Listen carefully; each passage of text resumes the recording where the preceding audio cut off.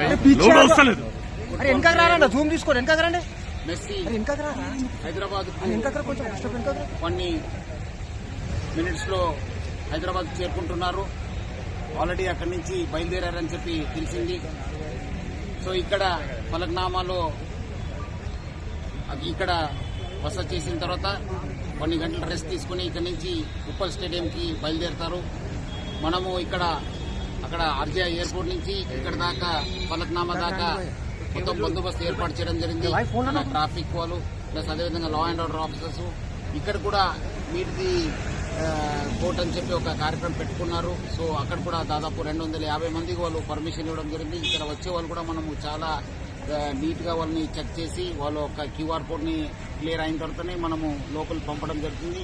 So అదేవిధంగా ఇక్కడ రాహుల్ గాంధీ గారు కూడా వస్తున్నారు. అదేవిధంగా మన ముఖ్యమంత్రి గారు కూడా ఇక్కడ వస్తున్నారు. సో వాళ్ళందరూ కలిసి ఇక్కడి నుంచి ఉప్పలు బయలుదేరుతున్నారు. ఇక్కడ మనము పక్కబందీగా బందోబస్తు ఏర్పాటు చేయడం జరుగుతుంది. సో అదేవిధంగా ఉప్పల్ స్టేడియంలో కూడా అక్కడ మన సిపి రాచకొండ నేతృత్వంలో కూడా చాలా పక్కబందీగా ఏర్పాటు చేయడం జరుగుతుంది. ప్రజలు ఎవరు కూడా భయాందోళన చెందాల్సిన అవసరం లేదు. చాలా అంటే చాలా బందోబస్తు చేయడం జరిగింది. సో పోలీస్ చెప్పిన ఇన్స్ట్రక్షన్స్ ని అందరూ కూడా పాటించాలి. మనకు పోలీసుకు రాష్ట్ర ప్రభుత్వం కూడా అందరూ కూడా సహకరించి ఈ ఒక్క మెస్సీ ఎందుకంటే చాలా లెజెండ్ ప్లేయరు అనే ఇక్కడ వచ్చే ఒక హైదరాబాద్ కార్యక్రమాన్ని అందరూ కూడా కలిసి విజయవంతం చేయాలని చెప్పి నేను కోరుతున్నాను. సార్ ఎంతసేపు వరకు ఉండొచ్చు సార్, వాళ్ళు ఎన్ని అవర్స్ వరకు ఉండొచ్చు? ఇక్కడ 4:30 దాకా వస్తారు. 4:30 దాకా వస్తారు.